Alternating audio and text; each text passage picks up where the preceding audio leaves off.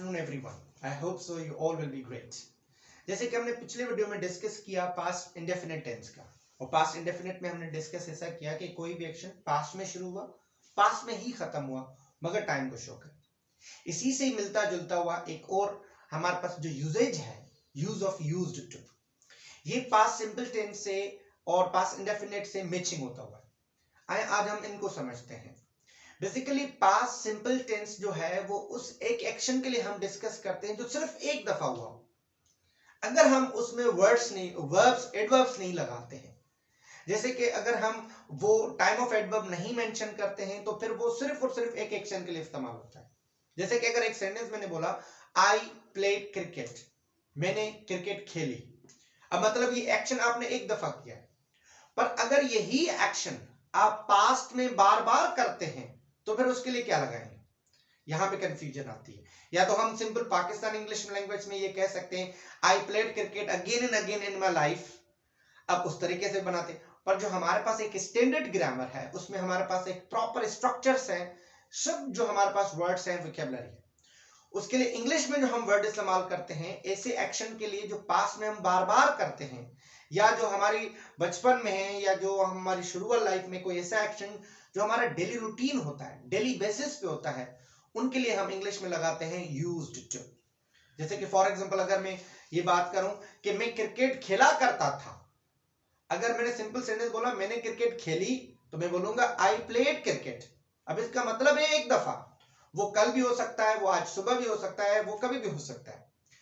अगर मैं बोलूं मैं क्रिकेट खेला करता था, अब इसका मतलब है कि ऐसा एक्शन जो मैंने एक दफा नहीं पास्ट में बार बार किया है, तो उसके लिए हम लगाते हैं इंग्लिश में यूज्ड टू।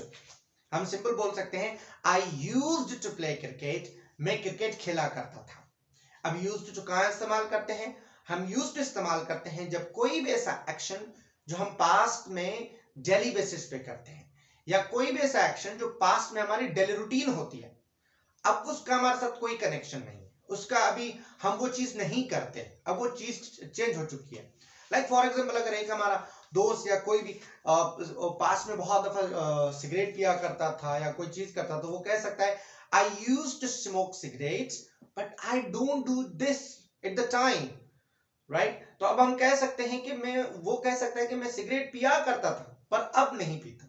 मतलब अगर कोई भी ऐसा एक्शन जो आपकी हैबिट हो, जो आप डेली बेसिस पे पास्ट में करते हो, उसके लिए हम लगाते हैं यूज्ड टू।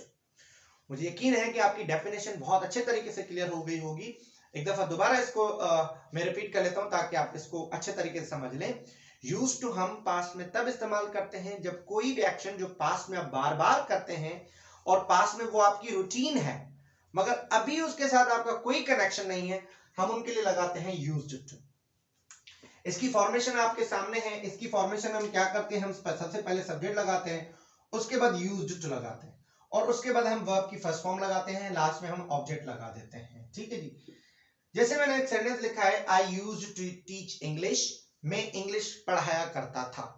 या हम कह सकते हैं कि I used to play cricket, मैं क्रिकेट खेला करता था। बहुत ज्यादा सेंटेंसेस है जो आप बोल सकते हैं।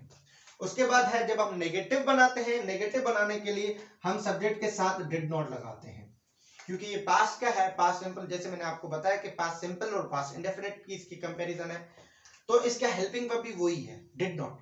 जब हम डिड नॉट लगा देते हैं तो जो यूज्ड जो है वो चेंज हो जाता है यूज्ड टू में, यूज्ड में। अब ये यूज्ड टू सेकंड फॉर्म है, ये चेंज हो जाती है फर्स्ट फॉर्म में, यूज्ड टू।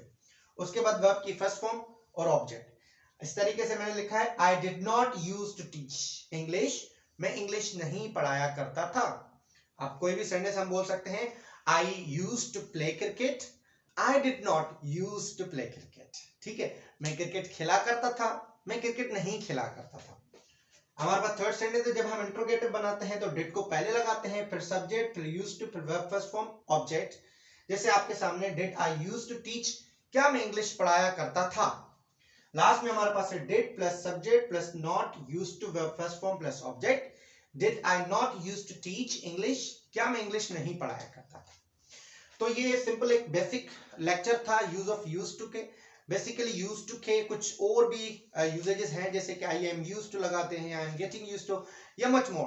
तो जब हमारे टेंसेस कंप्लीट हो जाएंगे तो डेफिनेटली हम यूजेजेस को टच करेंगे बट ये अभी बहुत ज्यादा नीड थी, इसलिए मैंने पास्ट सिंपल टेंस के साथ कनेक्ट में पढ़ा दिया, ताकि जो पास्ट सिंपल टेंस और यूज्ड में आपको फर्क समझ में आ जाए। तो फर्क सिंपल यही है कि पास्ट जो टेंस है या पास्ट सिंपल टेंस जो है हमारे पास, वो सिर्फ उन एक्शन के लिए इस्तेमाल किया जाता है जो सिर्फ और सिर्फ एक एक्शन के लिए इस्तेमाल किए जाते हैं। वो कभी भी हो सकते हैं, आज सुबह के हो सकते हैं, कल के हो सकते हैं। बट यूज्ड टू हम तब लगाते हैं जब आपके दूर वाले पास्ट में या कोई एक आपकी कंटिन्यूस हैबिट थी पास्ट में, उसके लिए हम लगाते हैं यूज्ड टू। इसकी आप प्रैक्टिस करें, सेंटेंसेस बनाएं। ये कैसे वर्ड हैं जो आपकी इंग्लिश की प्रोफिशिएंसी और आपकी इंग्लिश की कम्युनिकेशन को बेहतर और बेहतर बनाएंगे। तो आई होप सो कि आपको लेक्चर बहुत पसंद आया होगा, और वही जो हम बार बार आपको कहते हैं कि इस चैनल को शेयर करें, सब्सक्राइब करें, और कमेंट, लाइक और अपने दोस्तों के साथ जरूर शेयर करें, ताकि हमें ये मोटिवेशन मिलती रहे, हम और वीडियोस आपके लिए बनाते रहें। I think that's enough for that, और हम नेक्स्ट वीडियो में मिलते हैं प्रेजेंट सिंपल के साथ। खुदा हाफिज। Thank you.